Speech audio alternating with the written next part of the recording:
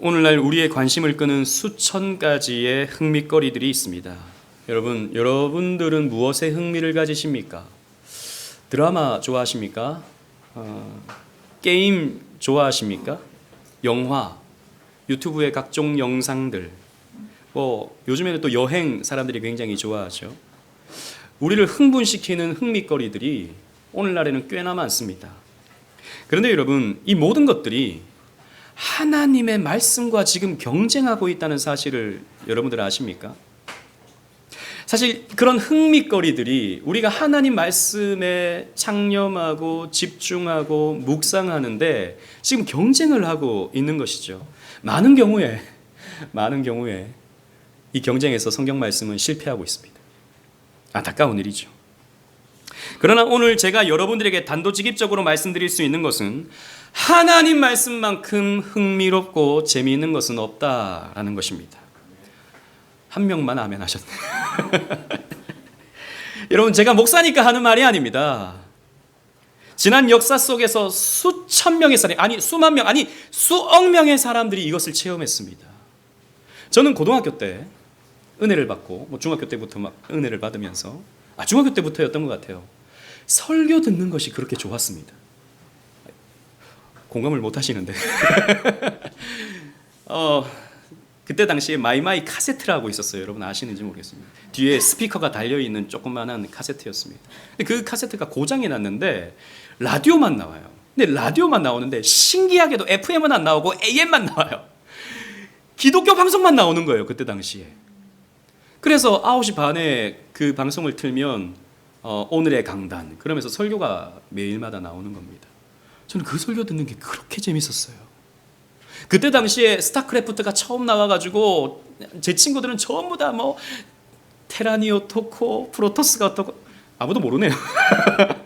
그런 거 말하는데 저는 그런 거에 관심이 없었습니다. 설교 듣는 거. 이 목사님 설교가 너무 좋다. 말씀이 너무 재밌다. 그런 생각을 했습니다. 목사님은 그러니까 목사가 되었겠죠 라고 생각할지 모르겠지만 정말 그랬습니다. 여러분, 적어도 여러분들이 성경을 믿는다면요, 이렇게 생각하셔야 됩니다. 하나님 말씀보다 더 재밌는 게 있다, 더 흥미로운 것이 있다 라고 말하는 사람을 거짓말장이로 여기셔야 됩니다. 그런 사람은요, 무지해서 그런 거예요. 성경 말씀에 대해서 무지해서 성경보다 더 재밌는 거 많아 라고 말하는 것이거나 아니면 사기꾼인 것입니다. 거짓말장입니다. 여러분, 그들을 믿지 마셔야 됩니다. 이 성경 말씀보다 더 흥미롭고 재밌는 것은 없는 것이에요. 성경은요, 이 세상에 대해서 말합니다. 이 세상이 왜 존재하는지, 이 세상의 문제가 무엇인지를 말합니다. 인간에 대해서 말해줍니다. 인간이 어디에서부터 왔고 어떻게 살아야 되고 어디로 가는지에 대해서 말해주고 있습니다. 여러분, 그렇잖아요. 재밌지 않습니까? 이 세상 사람들이 얼마나 행복해지려고 애를 씁니까? 인스타그램, 저는 안 하지만 인스타그램을 보십시오. 나 행복해 자랑합니다. 그런데 우리나라요, 그렇게 행복하다는 것을 과시하려는 그 사람의 비참함을 봅니다. 우리 사회가 그렇잖아요. 이 발전된 사회 속에서, 제 기도 속에서도 말씀드렸지만 마치 풍선과 같아요. 여기를 짓누르면 여기가 튀어나오고 이 문제를 해결하고 여기를 짓누르면 저기가 튀어나옵니다. 아무리 이 사회를 발전시키고 행복한 사회로 만들려고 해도 해결되지 않습니다. 문제가 있어요. 왜냐? 답은 성경에 있습니다. 이 세상은 죄로 물들었기 때문이에요. 이 세상의 사람들이 죄인들이기 때문입니다. 성경이 그것을 말해주고 있어요. 더 나아가서 이 책은 모든 존재의 근원이요, 모든 목적과 이유의 시작이신 하나님에 대해서 말해주고 있습니다. 그래서 이 고통 가운데 있는 인간이 하나님으로 말미암아 어떻게 구원받을 수 있는가를 이 성경이 가르쳐주죠. 성경은요, 진짜 세계를 말해주고 있습니다. 여러분, 문학이라든지 영화라든지 또 그런 SNS 상에서 나타나는 모든 것들은요, 사실 과시하고 사람들이 보여주기 위해서, 사람들을 흥분시키기 위해서 만들어내는 가상의 것들이죠. 그러나 성경은요, 진짜 세계에 대해서 말합니다. 그러나 많은 분들이 이 성경을 읽으면서 흥미를 얻지 못해요. 그렇죠? 재미없고 고리타분한 책으로 여기는 경우가 많습니다. 여러분들 가운데서도 성경 너무 귀하죠. 아름답고 귀한 말씀, 생명샘이로다. 찬송은 너무 잘하는데 성경을 너무 안 읽어요. 여러분 그런 말 있잖아요. 성경만큼 많이 팔린 책이 없다. 그런데 성경만큼 안 읽힌 책이 없다. 몰라요. 사람들이 성경을 너무 몰라요. 10년, 20년, 30년 예수를 믿는데 성경을 몰라요. 그런 사람들이 여러분 너무나도 많은 것입니다. 왜 사람들이 성경을 지루하게 여기는가? 왜 사람들이 성경 읽기에 실패하는가? 여러분 성경은요, 여러 가지 이유가 있지만 이 죄성을 가진 인간은요, 이 거룩한 말씀이 부담스럽습니다. 거룩한 말씀을 멀리하고 싶은 죄인된 본성이 있어요. 그래서 근본적으로는 그런 문제가 있고요. 실제적인 문제, 우리의 어떤 실천적인 문제에 있어서는 이런 것입니다. 성경은 직관적이지 않아요. 직관적이지 않습니다. 딱 보면 답이 나오는 그런 책이 아닙니다. 여러분 오늘날 우리 사회는 점점 더 직관적이 되어가고 있지 않습니까? 우리는 이 사회 속에서 찬찬히 무언가를 살피고 생각하는 것이 점점 어려워지는 시대를 우리는 살고 있습니다. 스마트폰이 우리를 그렇게 만들어가고 있죠. 저는 영화를 좋아합니다. 저는 설교 시간에도 영화에 대해서 또 많이 예화를 들기도 했는데 정말 좋은 영화들은요, 여러분 초반에 재미가 없어요. 정말 좋은 영화들은 자꾸 떡밥을 뿌립니다. 그러니까 이게 도대체 왜 이런 이야기가 나오는 거야? 라고 생각을 하게 만들죠. 그런데 이제 중간쯤 가면서 그 떡밥을 회수합니다. 그리고 마지막에 그 떡밥의 본질을 딱 가르쳐 주죠. 울림을 줍니다. 이런 거였구나 라고 하는 이런 영화들은 너무나도 재밌죠. 근데 문제는 오늘날은 이런 영화가 인기를 끌지 못한다는 것입니다. 여러분 우리나라에서 올해 가장 큰 인기를 끌었던 영화가 뭔지 아십니까? 범죄 도시. 그런 영화는요 직관적입니다. 처음부터 때리고 부시고 욕하고 그냥 그게 다예요. 처음부터 끝까지 그게 다입니다. 그래서 사람들은 당장 뭔가가 나와야 되는 거예요. 나를 자극시켜주는 뭔가가 나와야 되는 거예요. 그래야 스트레스가 해소된다고 생각합니다. 아니죠. 그때뿐이죠. 울림이 없죠. 감동이 없죠. 저는 크리스토퍼 놀란 감독의 영화를 가끔씩 보는데요. 그런 영화는 한 3-4번 봐야 됩니다. 도대체 처음 보면 이게 무슨 영화인가 싶어요. 그런데 한 3-4번 보잖아요. 또 영화 평론가들의 어떤 해설을 듣고 보잖아요. 더 많은 것이 보입니다. 그런 게 너무너무 재밌는 것이죠. 여러분, 이런 직관적인 문화가 우리의 어떤 깊은 사고, 넓은 어떤 생각, 이런 것들을 방해하고 있다는 것이죠. 특히 요즘에 유튜브에 오랜 시간 동안 재생되는 영상은 사람들이 잘 안 보니까 뭐가 나옵니까? 쇼츠가 나옵니다. 1분짜리. 1분에 모든 것을 보여줘야 돼요. 설명, 빌드업 이런 것이 필요 없습니다. 당장 사람들을 흥분시켜줄 수 있는, 자극시켜줄 수 있는 뭔가가 나와야 됩니다. 그래서 쇼츠 보면 다 대부분 영상이 뭐예요? 유머, 아니면 춤추는 거, 아니면 자극적인 어떤 메시지 이런 것들입니다. 그런데 여러분들도 언론 매체를 통해서 보셨겠지만 이런 것들을 통해서 우리들 사회가 점점 집중력을 잃어가고 있다라고 하는 기사를 보셨을 거예요. 미국 캘리포니아 대학의 글로리아 마크 어바인 교수는 이렇게 말했습니다. 짧은 동영상을 많이 볼수록 다른 모든 것이 지루하게 느껴진다. 학업, 독서 같은 느린 속도의 활동에 집중하는데 문제가 생길 수 있다. 정말 그런 것 같아요. 요즘에 저도 가끔씩 유튜브 보잖아요. 쇼츠 이렇게 보잖아요. 보면 재밌어요. 긴 영상을 보려고 그러잖아요. 그러면 이거 언제 다 보지? 안 보게 돼요. 요즘에 저도 책을 계속 보니까 책이 재미가 없어요. 점점 그렇게 되는 것 같아요. 실제로 여러분 우리 청소년들 제가 책 읽기를 시켜보면 이해를 못하는 경우가 많아요. 책 자체를 안 읽게 되는 경우가 많다는 것이죠. 그러다 보니까 성경이요 어렵게만 느껴지는 것입니다. 성경은 직관적이지 않거든요. 성경은 초장편 대하드라마입니다. 성경을 제대로 이해하기 위해서는 정말 많은 시간과 노력이 필요하죠. 제가 그런 얘기를 너무 많이 들었어요. 우리 교회에서. 목사님 성경이 너무 어려워요. 어렵죠. 쉽지 않습니다. 여러분, 깊이가 있는 것일수록 어렵습니다. 처음에 어려워요. 많은 시간과 노력이 필요합니다. 그래서 제가 우리 교회 성도님들 가운데 또 구속사적인 성경 개관, 그걸 가지고 여러 번 우리 성경 공부를 하기도 하고 했지만, 사실 그것도 이 겉핥기밖에 안 되죠. 저는 제가 믿기로 가장 성경을 재미있게 보고 가장 성경을 바르게 보는 방법이 구속사적 해석이라고 생각합니다. 여러분, 구속사적 해석, 이게 뭐냐? 짧게 말씀드리면, 여러분, 성경은 역사를 다루고 있습니다. 성경은 창조부터 시작해서 계속해서 역사를 다뤄요. 지금도 우리 분열왕국 시대를 다루고 있지 않습니까? 이 분열왕국 시대는 역사 이야기예요. 그런데 그 역사가 그냥 역사가 아니라 이 역사 속에서 하나님이 택자 구원이라고 하는 구속적인 메시지를 점진적인 계시의 방법으로 주신다라는 거예요. 창세기 3장 15절부터 계속해서 앞으로 메시아가 오시고, 그 메시아가 어떤 분이시며, 그 메시아가 이런 사역을 이루어 가시고, 이 메시아가 죽으시고, 메시아가 부활하시고, 메시아가 영광을 얻으셔서 그 메시아로 말미암아 너희들이 구원받는다라고 하는 구속의 메시지가 역사 속에 담겨져 있는 거예요. 그래서 세계사의 중심은 구속사다라고 보여지는 것이죠. 근데 그 구속사의 중심에는 누가 있는가? 예수 그리스도가 있다는 것입니다. 그래서 구약의 메시지는 예수께서 오신다라고 하는 메시지고, 신약의 메시지는 예수님께서 오셨고 예수님은 다시 오신다라고 하는 메시지예요. 그것이 계속해서 점진적으로 반복되어지면서 우리에게 계시되어지고 있는 것입니다. 빌드업을 하는 것이죠. 빌드업을. 그리고 예수 그리스도는 이 땅에 오셔서 교회를 세우시죠.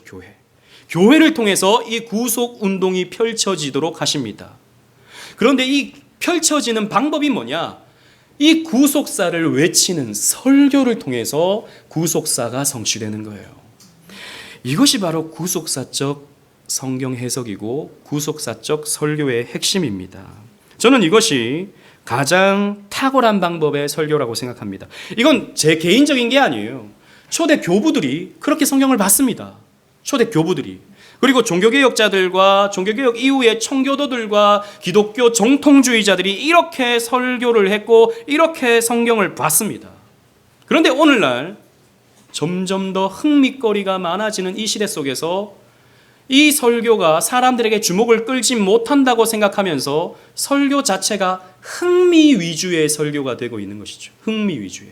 그래서 예화가 주가 되는 겁니다. 성경 말씀보다도 예화, 어떤 감동적인 예화, 사람들에게 자극을 줄 수 있는 어떤 예화, 간증, 이런 것들이 주가 되고 있는 것이죠. 그것도 안 되니까 오늘날에는 예배가 쇼가 되고 있는 것입니다. 버라이어티 쇼가 되고 있죠. 큰 교회 가보면은 막 이런 예배 전체가 그냥 하나의 엔터테인먼트적인 그런 모습을 갖추고 있는 것입니다. 그러나 그것은 변질된 거다라는 거죠.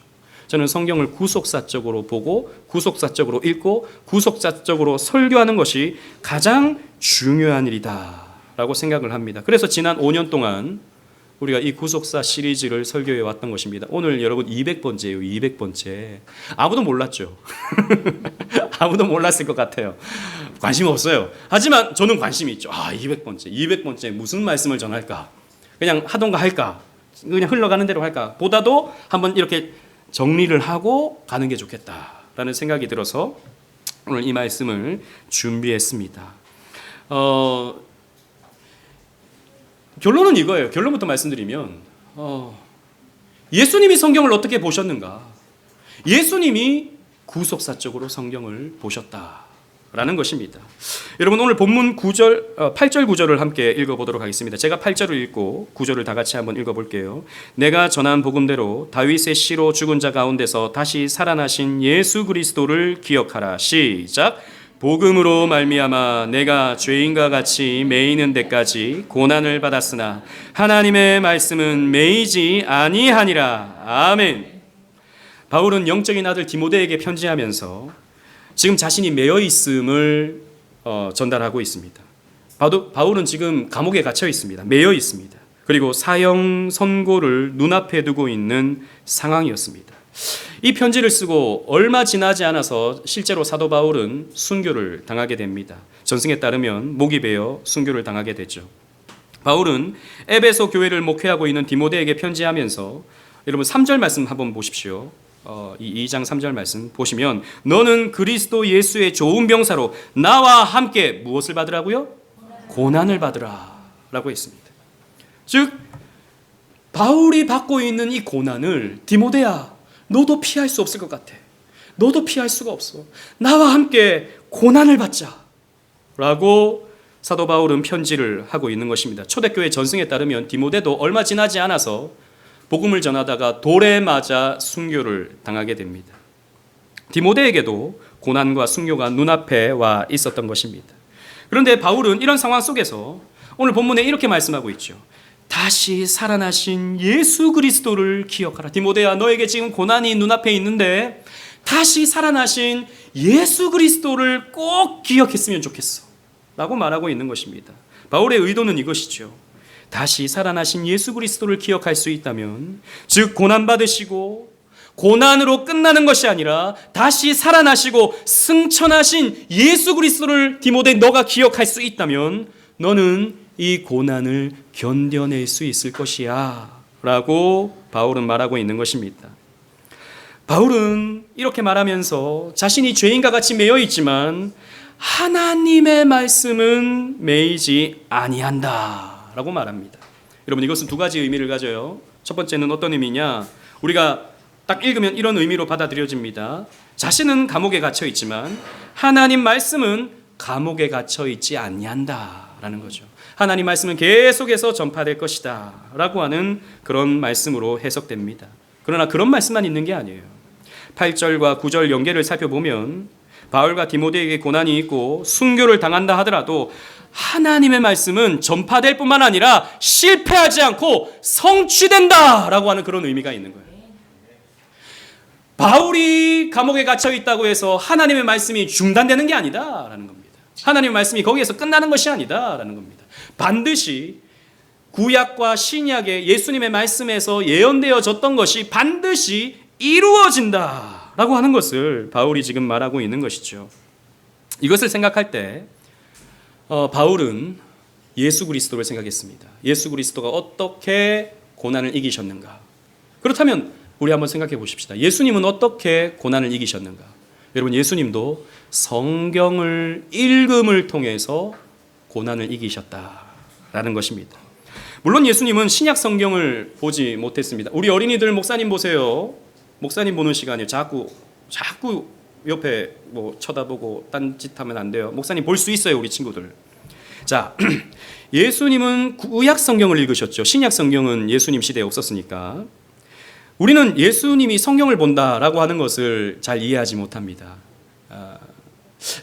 진리의 근원자이신 하나님이신 예수님께서 성경이 필요했을까? 물론 예수님은 전지전능하십니다. 진리를 다 꿰뚫고 계시죠. 하지만 여러분 우리는 이것도 기억해야 되는데 예수님은 또 인간이셨습니다. 우리와 똑같은 인간이셨어요.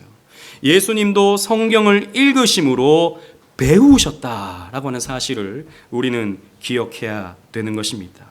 그래서 예수님도 성령의 조명하심 속에서 성경책을 읽으셨죠. 예수님은 자신이 하나님의 아들이다라고 하는 것을 확신하셨기 때문에 이 성경을 읽을 때 우리와 똑같이 읽지는 않으셨습니다. 우리는 이런 습성이 있습니다. 성경을 읽으면 성경을 통해서 뭔가 교훈을 얻으려고 그러죠. 내가 어떻게 살아야 되는지 교훈을 얻으려고 하는 습성이 있습니다. 나쁜 것 아니에요. 그렇게 읽을 수 있죠. 하지만 예수님은 다릅니다. 예수님은 교훈을 받으실 필요가 없어요. 예수님은요, 성경을 읽으실 때 어떻게 읽으시냐 하면 자신의 이야기로 읽으시는 것이죠. 구약 성경이 자신의 이야기로 읽혀지는 겁니다. 제 말이 아닙니다. 예수님께서 그렇게 말씀하셨어요. 여러분 주부를 보십시오. 엠마오로 가던 두 제자들에게 예수님은 성경을 설명하시면서 이렇게 말씀하셨습니다. 누가복음 24장 44절 다 같이 읽겠습니다. 시작. 또 이르시되 내가 너희와 함께 있을 때에 너희에게 말한 바 곧 모세의 율법과 선지자의 글과 시편에 나를 가리켜 기록된 모든 것이 이루어져야 하리라 한 말이 이것이라 하시고. 아멘. 모세의 글, 모세 오경을 말하죠. 시편, 시가서를 말하죠. 선지자의 글, 선지서를 말합니다. 즉 구약 성경 전체입니다. 이것이 바로 나를 가리켜 기록된 것이다. 그리고 이것이 이루어질 것이다 라고 예수님께서 말씀하셨다는 것입니다. 이것이 여러분 예수님이 성경을 읽는 방법이었어요. 자신의 이야기로 읽는 것이었죠. 그리고 초대교회의 정통 교부들도 성경을 볼 때 예수 중심적으로 읽었어요. 그리고 종교개혁자들을 비롯한 청교도들, 여러분 청교도들은 이것을 발전시키는 데 있어서 협력한 공을 쌓았습니다. 이 청교도들의 책을 한번 읽어보십시오. 우리 교회도 그레이스북스에 청교도들의 책이 꽤나 있는데 그 예수 그리스도에 대해서 얼마나 깊이 있게 설명하는지, 얼마나 풍성하게 설명하는지 오늘날 사람들은 지겹다 그럴 거예요. 그런데 그 한 구절, 성경 한 구절을 가지고 한 책을 몇 권의 책을 쓸 정도로 청교도들은요 성경을 굉장히 깊이 그렇게 봤던 것이죠. 그리스도 중심적으로 말이죠. 그런데 오늘날 직관적인 시대에 뭔가 바로 느껴야 하고 이해가 되어야 하고 당장 감동이 되어야 하는 이 시대에는 이런 성경 해석이 지루하게 느껴지는 것입니다. 그러나 여러분, 우리는 언제나 진리를 발견할 때 여러분 다 진리라고 말합니다. 이단들도 자기들이 다 진리라고 말하죠. 그 진리의 기준이 어디에 있습니까? 그래서 역사를 배워야 되는 거예요. 역사. 교회 역사를 배우면서 기독교 정통 교리가 어떻게 정립되어졌는지를 보면 진리와 비진리를 분별할 수 있게 되는 것입니다. 정통적인 성경 해석이 구속사적 성경 해석이었다는 것입니다. 우리는 창세기 3장 15절을 잘 알고 있죠. 우리 다 같이 한번 읽어보도록 하겠습니다. 창세기 3장 15절 시작. 내가 너로 여자와 원수가 되게 하고 내 후손도 여자의 후손과 원수가 되게 하리니 여자의 후손은 내 머리를 상하게 할 것이요 너는 그의 발꿈치를 상하게 할 것이니라 하시고. 아멘. 이 말씀을 여러분들 잘 아시죠, 그죠?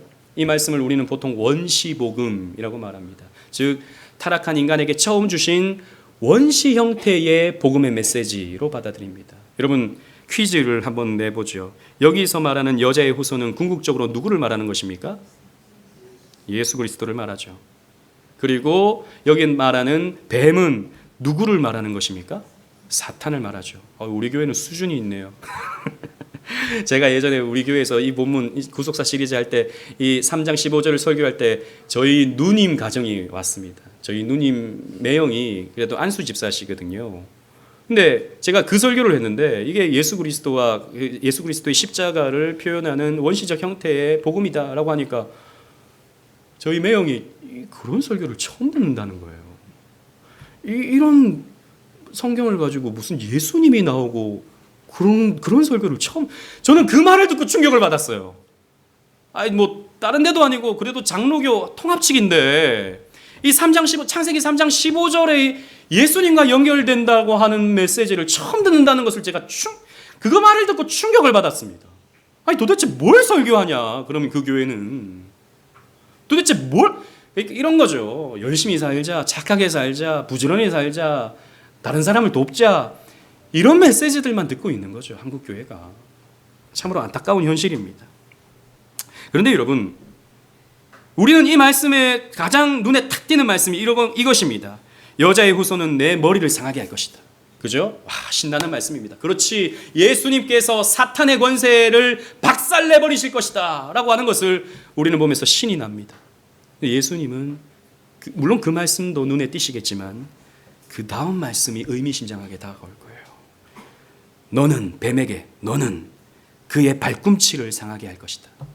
예수님께서 어떤 과정을 겪으시는지 나타내신 말씀이죠. 예수님은 그 말씀을 무겁게 받아들이셨을 것입니다. 우리와 다른 것이죠. 예수님은 성경을 읽으시면서 아담과 하와에게 가죽옷을 입혀주시는 그 장면을 보면서 예수님은 뭔가 깨달으셨을 것입니다.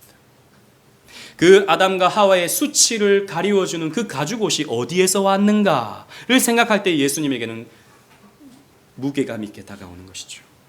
요셉이 형들에게 다 미움을 당하고 배신을 당하고 저 밑바닥으로 떨어집니다. 감옥에 갇히게 돼요. 인생의 가장 밑바닥을 경험하게 됩니다. 낮아짐을 경험하게 됩니다. 그것을 보시면서 예수님은 뭔가를 깨달으셨을 것입니다.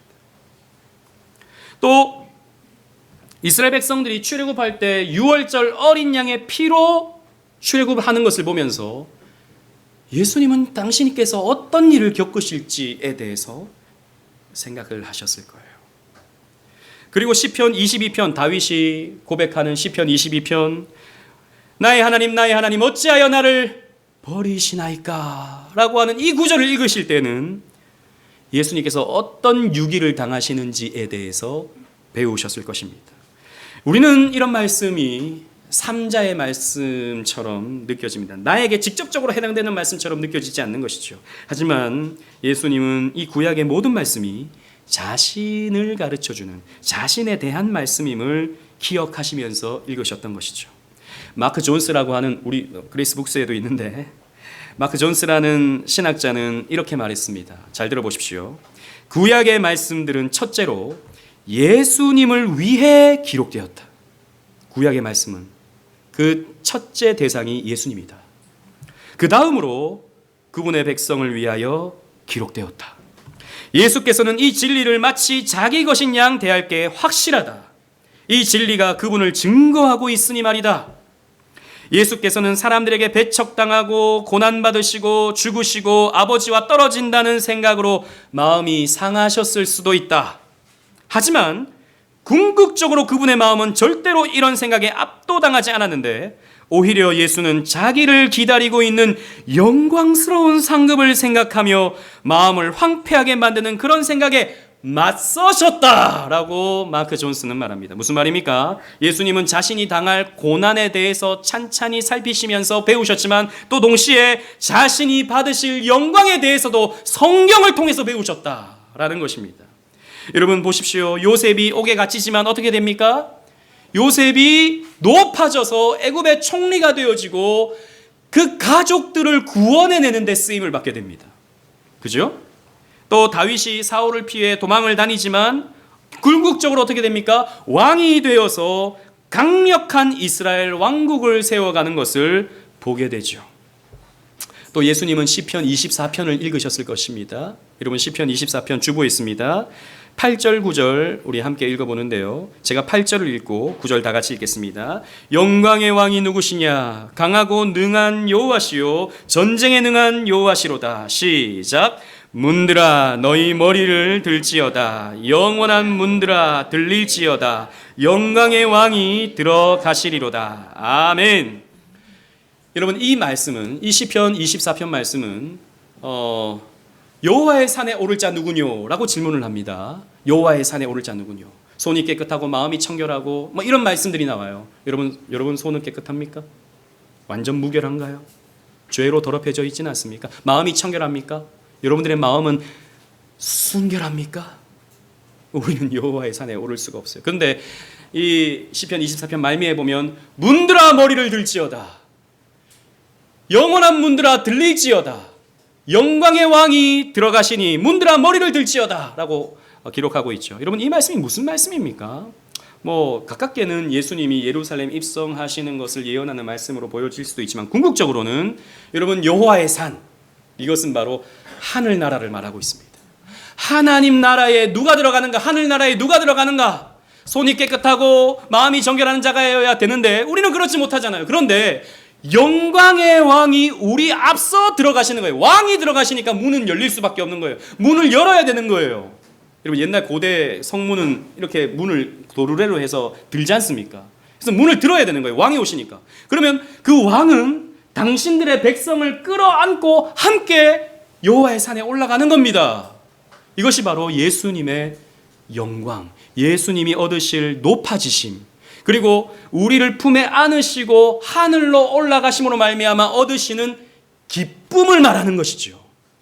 그래서 여러분 히브리서에 이렇게 말씀하고 있는 것입니다. 히브리서 12장 2절 말씀 우리 다 같이 읽겠습니다. 주보에 있습니다. 시작. 믿음의 주요 온전케 하시는 이인 예수를 바라보자. 그는 그 앞에 있는 기쁨을 위하여 십자가를 참으사 부끄러움을 개의치 아니하시더니 하나님 보좌 우편에 앉으셨느니라. 아멘. 예수님은 기쁨을 위하여 십자가를 참으셨습니다. 이 기쁨을 위하여 우리를 끌어안으시고 부족한 우리를 끌어안으시고 함께 하늘나라로 올라가시는 그 기쁨을 위하여 어떻게 하셨습니까? 십자가를 참으셨어요. 그 수치를 개의치 아니하셨습니다. 예수님이 그래서 고난을 이기셨던 거예요. 그 고난에 맞서셨던 것입니다. 그래서 여러분, 예수님을 생각하면 이렇게 성경을 통해서 예수님이 소망을 가지시고 고난을 이기셨던 것을 생각하면 우리도 고난을 극복할 수 있는 거예요. 여러분, 성경은 먼저 예수 그리스도에 대해서 기록하고 있지만 마크 존스의 설명처럼 그 다음은 우리를 위해 기록되어 있습니다. 우리의 이야기가 기록되어 있는 거예요.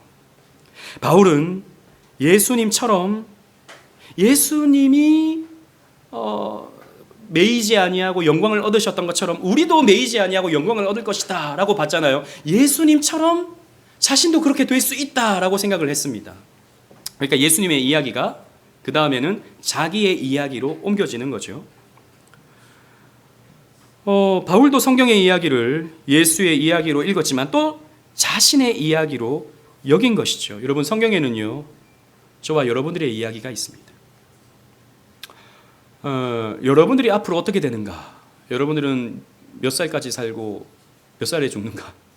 여러분들의 자녀들은 도대체 어떻게 되는가? 여러분들이 사놓은 아파트는 도대체 언제 오르는가? 이런 것들은 안 가르쳐 줍니다. 여러분, 이런 거 가르쳐 주는 목사님들이 간혹 있는데 그런 분은 목사가 아니라 무당입니다. 무당. 여러분, 목사는 성경을 설교하는 사람이지 여러분들이 앞으로 무슨 일을 만나는지에 대해서 예언해 주는 사람이 아닙니다. 그런데 성경이 우리에게 어떻게 될 것인지 분명하게 알려주는 건 있어요. 여러분, 성경은 우리가 고난을 얻게 될 것이다.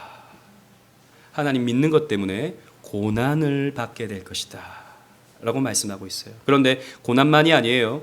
영광도 함께 얻을 것이다 라고 말씀하고 있습니다. 우리 로마서 5장 3절 4절 말씀 우리 다 같이 한번 읽어보도록 하겠습니다. 로마서 5장 3절 4절 시작. 다만 이뿐 아니라 우리가 환난 중에도 즐거워하나니 이는 환난은 인내를, 인내는 연단을, 연단은 소망을 이루는 줄 알미로다. 아멘. 예수님도 성경을 통해서 소망을 얻었습니다. 우리도 마찬가지예요. 우리도 성경을 가까이 하고 성경을 읽으면 우리도요, 내게 지금 찾아오는 환난의 이유가 무엇인지 압니다. 그리고 이 환난을 통해서 내가 망하는 것이 아니라 내가 연단받고 내가 결국에는 소망을 얻게 될 것이다 라고 하는 것을 우리는 깨닫게 되는 것이죠.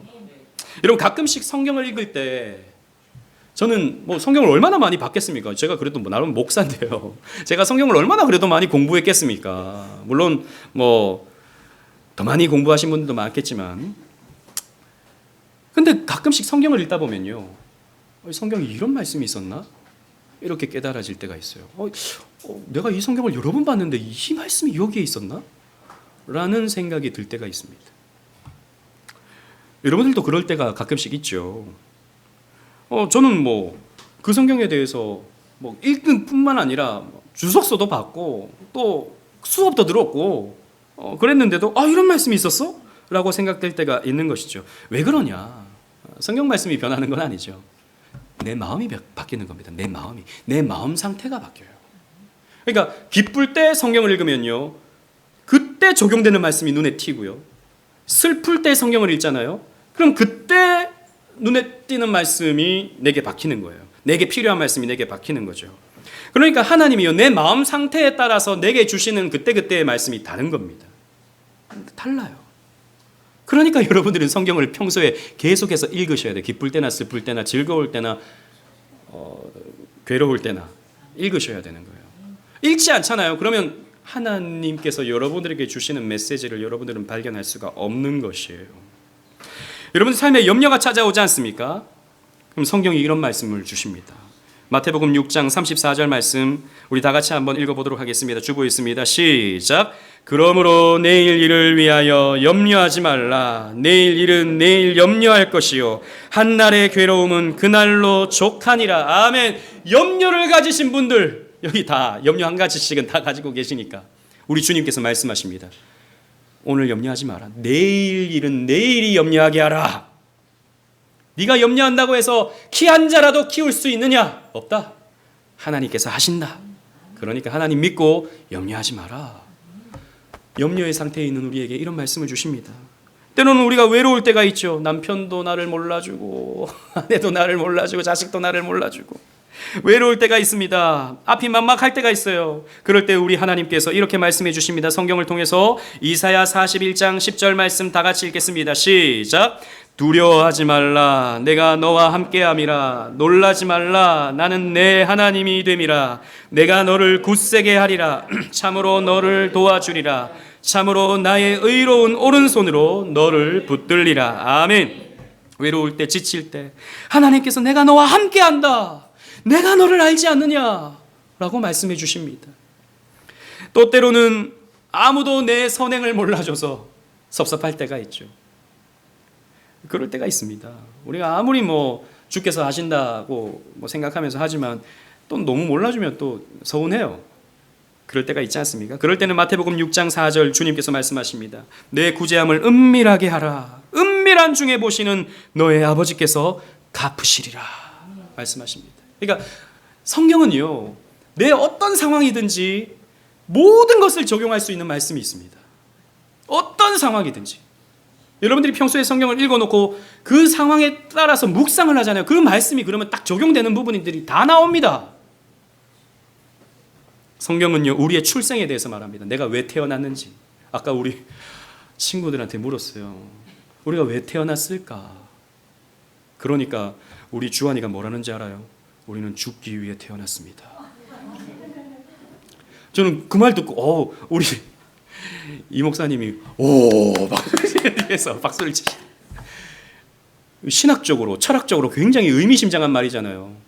여러분 리차드 백스터가 이런 말을 했습니다. 우리는 죽기 위해 산다. 우리 인생은 죽음을 위해 산다 그랬습니다. 예수 그리스도의 십자가로 나는 죽는 거예요. 그렇게 죽을 때 내가 사는 것이 아니라 주 예수께서 내 안에 사시는 거죠. 그렇게 적용하니까 의미가 있어요. 우리 주영이는 뭐라는지 아세요? 하나님 믿기 위해 태어났어요. 박수 쳐주자, 박수 쳐주자. 지금 박수 쳐주자가 아니고 제가 아이들 공부할 때 우리 시호는 뭐라는지 아세요? 성경 공부하기 위해서 태어났습니다 그래요. 그래서 또 박수 쳐주고 그랬어요. 여러분, 세상 사람들은 뭐라고 말하는지 아세요? 뭐라고 말하죠? 그냥 태어났으니까 태어난 거지. 죽지 못하니까 사는 거지. 이렇게 말합니다. 아니요, 우리는 왜 내가 존재하는지를 압니다. 내가 어떻게 살아야 되는지를 알아요. 내가 어떻게 죽는지를 압니다. 죽은 뒤에는 내가 어떻게 되는지를 알아요. 철학은 여기에 대해서 말해줄 수가 없습니다. 죽은 뒤의 삶을 말해줄 수가 없어요. 과학도 말해줄 수가 없어요. 그러나 성경은 우리에게 말합니다. 내 인생의 고통의 의미가 뭔지, 내 인생의 행복의 의미가 뭔지, 성공과 실패, 죽음과 그 다음의 삶이 뭔지 성경은 우리에게 다 가르쳐주고 있습니다. 전인격에 대해서 말해주고 있죠. 예수님에 대해서 말씀해주고 있는 것처럼 성경은 나에 대해서 말씀해주고 있는 것입니다. 이걸 알면요, 성경처럼 흥미로운 책은 없습니다. 성경만큼 재미있는 책은 없는 것이죠. 말씀을 맺겠습니다. 예수님은 성경을 보시면서 구속사 쪽으로 성경을 보셨습니다. 세계사의 중심에 구속사가 있고, 구속사의 중심에 자신이 있고, 또 자신이 세우시는 교회를 통해서, 교회에서 선포되어지는 말씀을 통해서 이 구속사가 성취된다라고 하는 것을 아셨습니다. 그래서 이 구속사의 발걸음을 예수님께서는 묵묵히 걸어가셨습니다. 그래서 그 구속사의 알맹이를 우리에게 주셨죠. 성경을 통해서 말입니다. 그래서 초대교회부터 지금까지 정통성을 가진 교회는 이 구속사적 성경관을 계속해서 간직해왔고 계속해서 설교해 왔습니다. 여러분, 그렇기 때문에 여러분은 우리의 설교의 핵심은 언제나 예수 그리스도가 돼야 됩니다. 설교의 결론은 언제나 예수 그리스도가 돼야 됩니다. 여러분, 자주 말씀드리지만 성경은 내가 이렇게 살아야지, 내가 저렇게 살아야지 라고 가르쳐주는 책이 아닙니다. 물론 가르쳐줍니다. 그런데 그게 핵심이 아니에요. 그 누구도 성경이 가르쳐주는 대로 살 수가 없어요. 여러분들이 오른뺨을 치면 왼뺨을 내밉니까? 누가 억지로 오리길 가자면 16길을 동행합니까? 없어요. 여기 그렇게 살 사람이 없어요. 살려고 애는 써보지만 그렇게 되지가 않아요. 그래서 여러분, 성경은 우리가 어떻게 읽어야 됩니까? 아, 예수께서 이렇게 사셨구나 라는 것을 배워야 됩니다. 예수께서는 겉옷을 달라 할 때 속옷까지 내어주셨잖아요. 오른뺨을 칠 때 왼뺨까지 내미셨잖아요. 원수까지 사랑하셨잖아요. 원수 같은 저와 여러분들을 사랑하셨지 않습니까? 우린 예수를 보는 거예요. 예수께서 우리를 끌어안으시고 문이 열리고 우리는 저 여호와의 산으로 올라가는 겁니다. 그걸 배우는 거예요. 아, 감사하다. 이것이 은혜구나. 예수께서 날 위해서 이 모든 것을 행하셨구나. 이것에 여러분들이 감사해서 나도 예수처럼 살아야지, 나도 예수의 흔적을 남겨야지 라고 생각하면서 여러분들은 용서하며 살려고 애를 쓰셔야 되고 사랑하며 살려 애를 쓰시는 거예요. 그거 발견하는 것이 여러분 설교이고, 그것을 발견하는 것이 여러분들의 성경 읽기가 되어야 되는 것입니다. 그래서 여러분, 성경을 통해서 예수를 보십시오. 예수께서 어떻게 고난을 당하셨는지를 보십시오. 예수께서 어떻게 고난에 승리하셨는지를 보십시오. 그리고 여러분들도 고난 당하십시오. 여러분, 아유, 난 고난 당하기 싫은데, 피하고 싶은데, 피하고 싶다고 피해지지가 않습니다. 우리 삶이 고난이에요, 여러분. 병이 찾아오고 문제가 찾아오고 여러 가지 고통들이 우리에게 찾아옵니다. 그런데 여러분들이 예수를 붙들 때, 성경을 통해서 예수를 붙들 때 여러분들은 그 문제를 극복합니다. 그 문제가 없어진다는 말이 아니에요. 극복하게 돼요.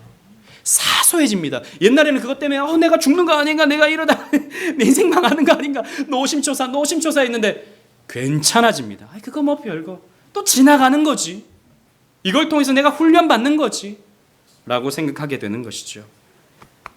우리는 그걸 배우는 겁니다.